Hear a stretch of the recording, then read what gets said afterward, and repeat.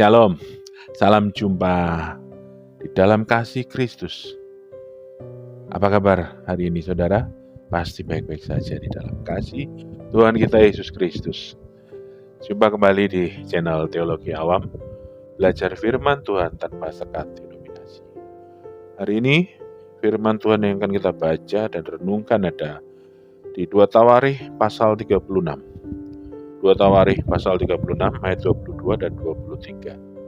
2 Tawarikh pasal 36 ayat 22 dan 23. Mari kita berdoa untuk meminta bimbingan Roh Kudus. Pujian syukur kemuliaan bagimu ya Allah. Ucap syukur kasih setiamu atas kami.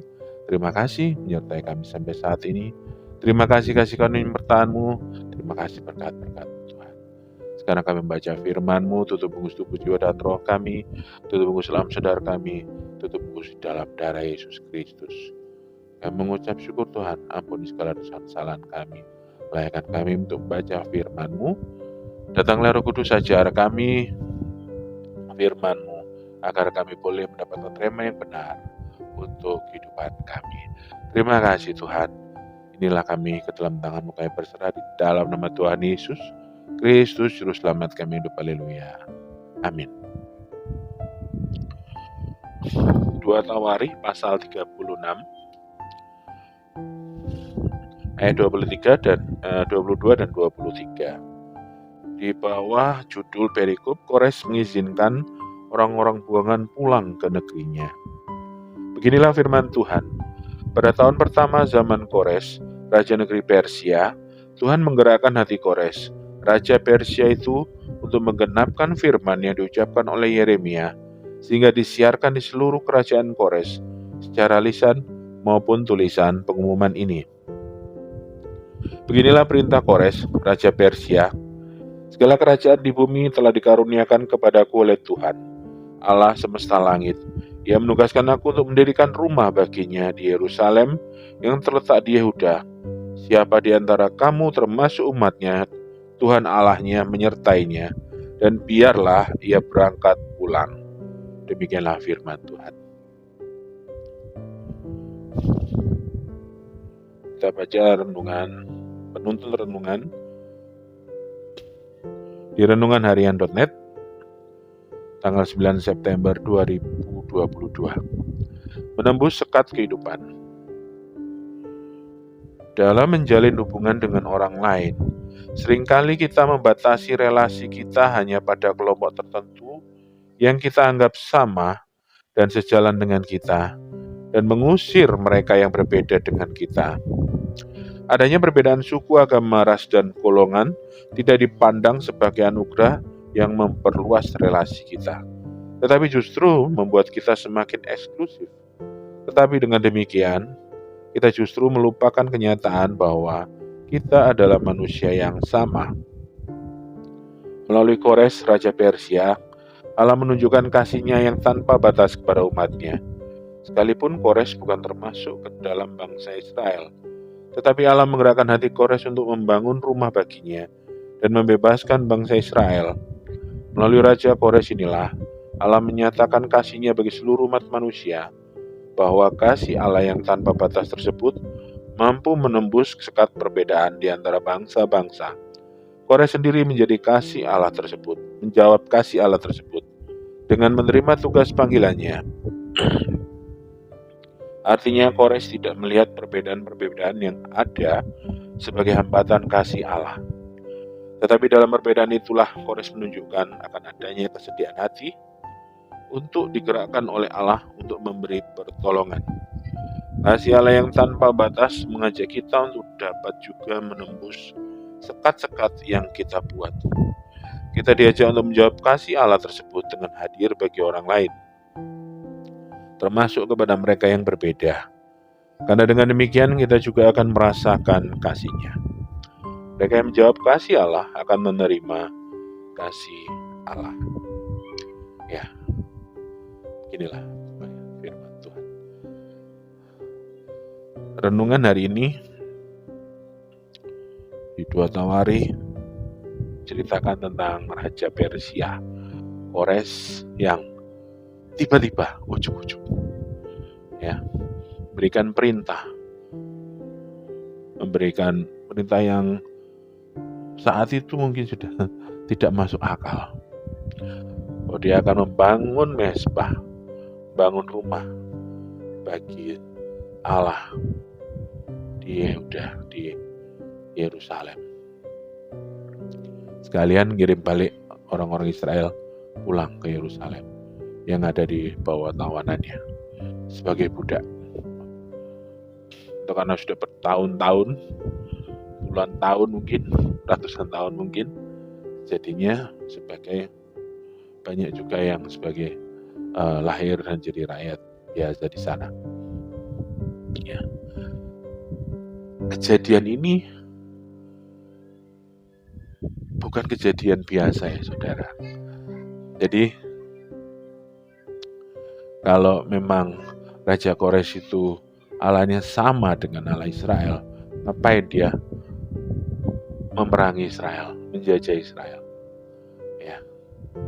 Tetapi tiba-tiba keluar berita seperti itu. Ya. Ini menunjukkan bahwa pertolongan Tuhan bisa datang dari mana saja. Pertolongan Tuhan tidak terbatas daripada apa yang namanya orang-orang yang satu gereja mungkin, orang-orang yang satu persekutuan mungkin. Tidak. Allah menunjukkan bahwa Allah berkuasa atas segala bangsa, bahkan terhadap dalam tanda kutip musuh Israel waktu itu, yaitu Raja Persia yang sudah menjajah orang-orang Israel.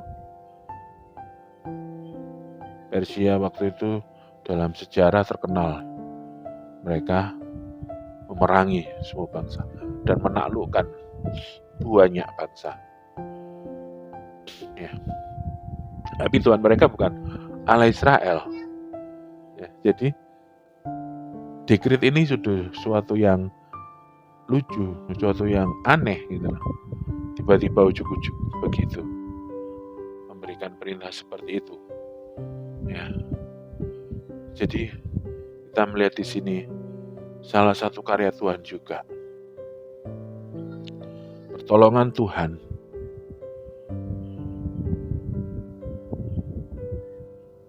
tidak kita duga, tidak kita sangka. Orang Israel juga kaget, wah kok bisa ya? Pertolongan Tuhan itu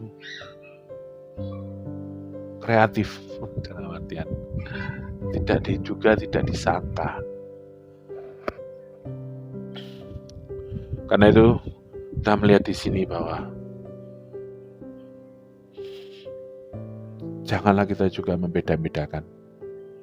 Janganlah kita juga terbiasa merasa paling benar, terbiasa merasa paling hebat. Gereja sana nggak ada rohnya, gereja sini lihat tuh pendetanya bisa menyembuhkan dan lain sebagainya. Pendetamu mana bisa? Nah, jadi konflik gak karu-karuan, membatasi diri dengan pergaulan, membatasi diri. Padahal kita sebagai anak-anak Allah, kita sebagai anak-anak Tuhan, hidup kita harus menjadi terang. Terang buat siapa? Buat semuanya. Terang tidak pilih-pilih. Yang namanya cahaya tidak pilih-pilih. Wah, enggak aku malas menerangi wilayah ini. Enggak. Cahaya itu datang untuk menerangi semuanya. Seperti kita datang untuk menerangi semuanya. Semua pihak. Kadang-kadang kita juga berpikir kan, kita membenci beberapa pemuka agama yang menyudutkan Kristen. Kita membenci beberapa pihak yang secara nggak sadar ya. Tapi di sini Tuhan ingatkan, bahkan mereka yang notabene adalah musuhnya bangsa Israel bisa Tuhan tembus hatinya untuk memberikan yang namanya dekret yang gak masuk akal. Ya, jadi kita nggak tahu jalannya Tuhan. Yang kita lakukan hanya apa? Menjadi terang bagi semuanya, mengasihi semuanya, bersikap dengan baik dengan semuanya. Terutama Tuhan mengajarkan kepada musuh yang memusuhi kita. Ya, apalah jasa kita jikalau kita mengasihi orang yang mengasihi kita. Tapi jika kita mengasihi orang yang membenci kita, memusuhi kita, kita akan bagaikan menaruh bara di kepala mereka. Kalau bahasa Jawanya apa? Blingsatan jadinya. Serba salah. Seperti itulah keadaan yang Tuhan mau. Orang Israel belajar bahwa jalan Tuhan itu kreatif, luar biasa, di luar perkiraan, membatasi diri dengan ke jalan Tuhan. Itu hanya kesia-siaan kita belaka, itu hanya mewakili kebodohan kita. Jangan membatasi diri, jangan mengelompokkan diri. Ya mungkin kita bergaul juga harus pilih-pilih ya, tetapi bukan berarti untuk kehidupan bermasyarakat kita pilih-pilih. Ya, artinya memang pergaulan juga enggak. Tapi lebih baik kalau kita bisa memberi dampak dalam pergaulan. Kita punya prinsip dalam pergaulan, tidak ikut-ikut.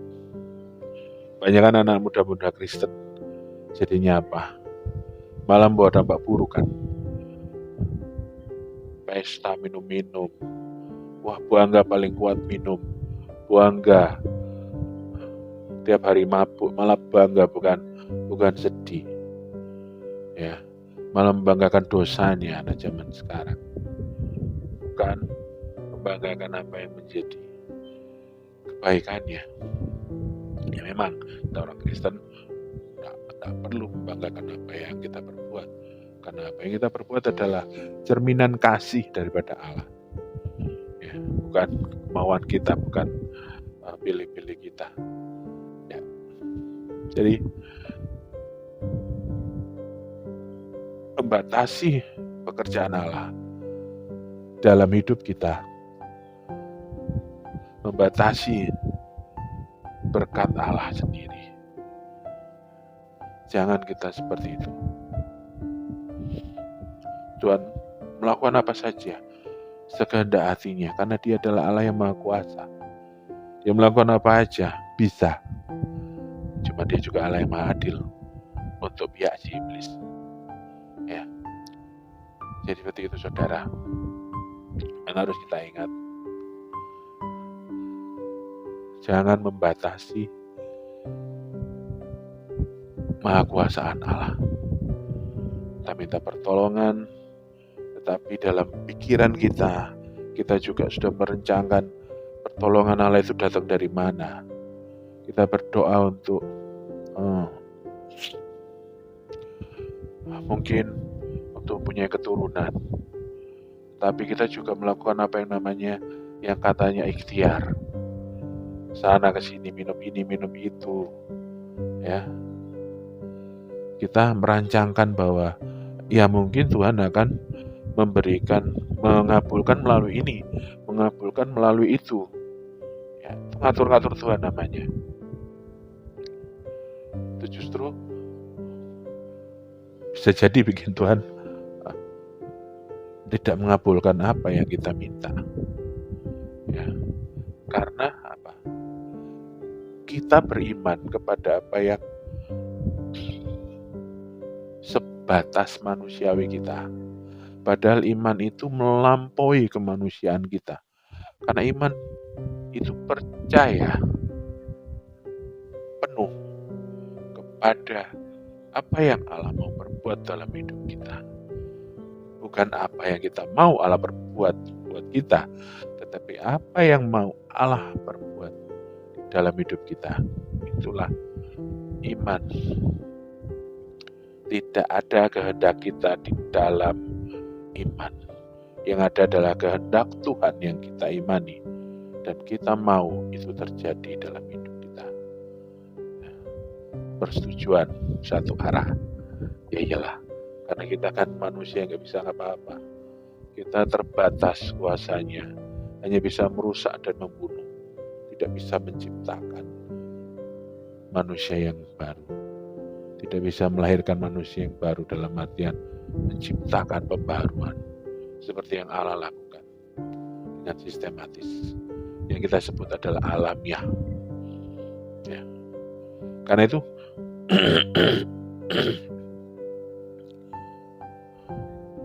biarlah kita ingat hanya satu hal, jangan membatasi kuasa Allah dalam hidup kita. Jangan membatasi kuasa Allah dalam menolong kita. Tugas kita hanya berteriak minta tolong. Tidak usah mikiri cara pertolongan Allah. Tidak usah mikiri bagaimana Allah akan menolong kita. Karena iman melebihi kemampuan manusia kita. Iman melampaui batas kemanusiaan kita.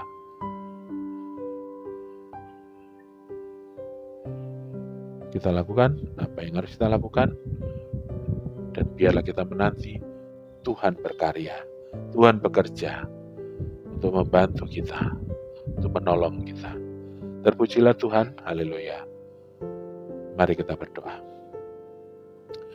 Pujian syukur mat kemuliaan bagimu ya Allahku. Kami mengucap syukur firman-Mu yang boleh kami baca, dengar, dan kami renungkan.